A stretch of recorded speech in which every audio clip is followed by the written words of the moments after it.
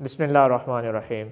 عزیز طلباء و طالبات، پچھلے لیکچر کے اندر ہم قامتی نقائص کی اقسام میں پڑھ رہے تھے اور آج کا ہمارا ٹاپک قامتی نقائص کی اقسام میں سے اس کی آخری قسم جو کہ چپٹے پاؤں ہے۔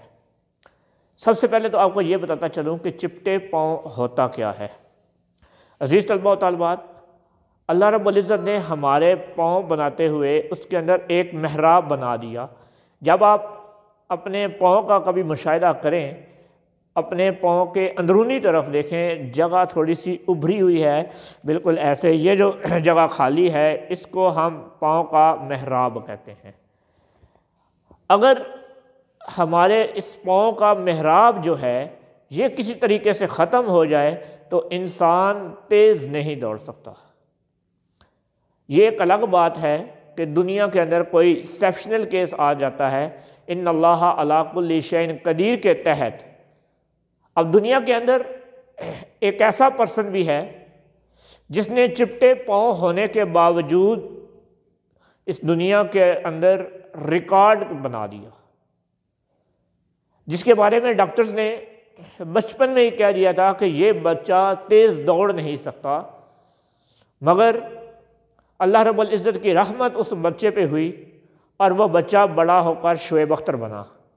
یہ ایک ایسا کیس ہے جس کو ہم ایکسیپشنل کیس کہہ سکتے ہیں۔ ادروائز جس بندے کے پاؤں کا محراب ختم ہو جائے اس کو فلیٹ فیٹ یا چپٹے پاؤں کہتے ہیں، کیونکہ اس کا پاؤں بالکل سیدھا ہوتا ہے جیسے یہ ہتھیلی ہے۔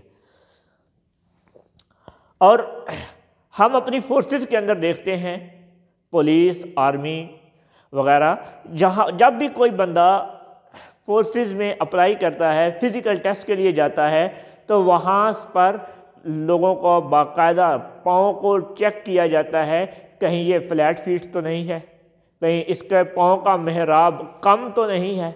اگر جس بچے کا نارمل سے کم ہو اس بندے کو بھی ریجیکٹ کر دیا جاتا ہے۔ اس کی وجہ کیا ہوتی ہے کہ وہ چپٹے پاؤں ہونے کی بنا پر تیز دوڑ نہیں سکتا۔ اب آتے ہیں اپنے اس لیکچر کی طرف۔ چپٹے پاؤں کیوں ہوتے ہیں؟ اس کے رباطیں کمزور ہو جاتی ہیں۔ رباط کیا ہوتا ہے؟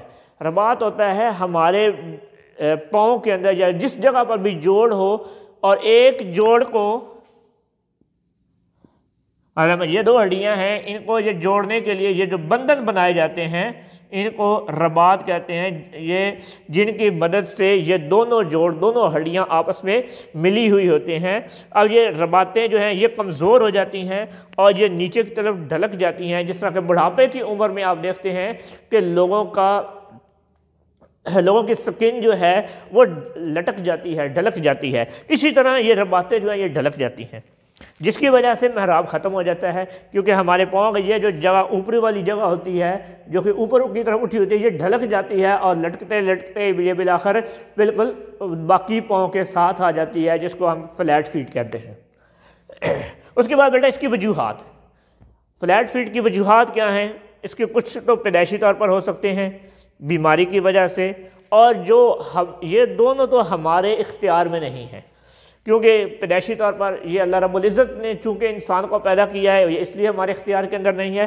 بیماری بھی اللہ کی نعمتوں میں سے ایک نعمت ہے، اور تنگ جوتا پہننے کی وجہ سے یہ ہمارے اپنے کام کی وجہ سے، ہماری لا علمی کی بنا پر ہو سکتی ہے کہ ہم زیادہ تنگ جوتا پہننے کی بنا پر ہمارا پاؤں جو ہے وہ بہت زیادہ جس کے اندر ٹائٹ رہتا ہے، تنگ رہتا ہے، اس بنا پر قامتی نقائص میں سے چپٹے پاؤں کا نقص جو ہے یہ ہمارے اندر پیدا ہو سکتا ہے۔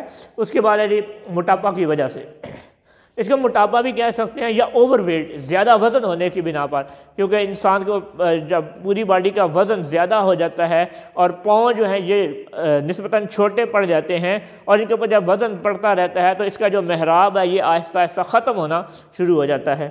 ورزش نہ کرنے کی وجہ سے یہ نقص جو ہے پیدا ہو جاتا ہے۔ عزیز طلبہ، نیکسٹ ہے جی ہمارے پاس اصلاحی ورزشیں، کیونکہ میں نے آپ کو پہلے بھی بتایا ہے کہ جتنے بھی قامتی نقائص ہیں، قامتی نقائص کو ختم کرنے کے لیے میڈیکل فیلڈ کے اندر کوئی میڈیسن نہیں ہوتی، بلکہ ان کا واحد حل جسمانی تعلیم یا فزیکل ایکسرسائزز ہی ہوتی ہیں۔ آئیے دیکھتے ہیں سب سے پہلے کہ پنجوں پر دیر تک بیٹھنا۔ اپنے پنجوں پر وزن ڈال کر آپ نے بیٹھنا ہے، یہ اس کی اصلاحی ورزشوں میں ہے۔ اس طرح آپ کا جو قامتی نقص ہے چپٹے پاؤں کا یہ ختم ہو سکتا ہے۔ پنجوں پر آہستہ آہستہ جمپنگ کرنا، گاڑی کی لائن پر چلنا، یہ ہمارے پاس جو ریل گاڑی ٹرین ہے اس کی پٹڑی کے اوپر چلنے سے ہمارا نقص جو ہے یہ ٹھیک ہو سکتا ہے۔ کرسی پر بیٹھ کر پنجوں کی مدد سے یعنی کہ پاؤں کی انگلیوں کی مدد سے پینسل کو اٹھانا، کرسی کے اوپر بیٹھیں، اپنے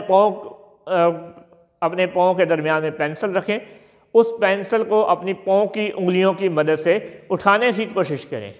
تو اس سے کیا ہوتا ہے، ہمارے جس جگہ پر محراب ہوتا ہے اس جگہ پر ہلکا ہلکا کھچاؤ محسوس ہوگا، جس کی بنا پر ہماری یہ جو رباطیں کمزور ہو چکی تھیں وہ رباطیں جو ہیں ان کی ایکسرسائز ہوگی اور ہماری وہ رباطیں اور مسل جو ہیں وہ مضبوط ہوں گے۔ اسی طرح ایک اور بھی ہے، پاؤں کی مدد سے پیانو بجانا۔ جس طرح ہم پیانو گٹار وغیرہ بجاتے ہیں، اگر اس کو پاؤں کی مدد سے بجایا جائے تو ہماری یہ رباطوں کی، ہمارے پاؤں کے مسلز کی ایکسرسائز ہوتی ہے، تو یہ ہمارا نقص جو ہے اس طرح دور ہو سکتا ہے۔ عزیز طلباء و طالبات، یہ تھا ہمارا آج کا لیکچر۔ اس لیکچر کے ساتھ ہمارا یہ چیپٹر قامت اور قامتی نقائص اپنے اختتام کو پہنچتا ہے۔ اب اگلے لیکچر تک اجازت دیجیے۔ اللہ حافظ۔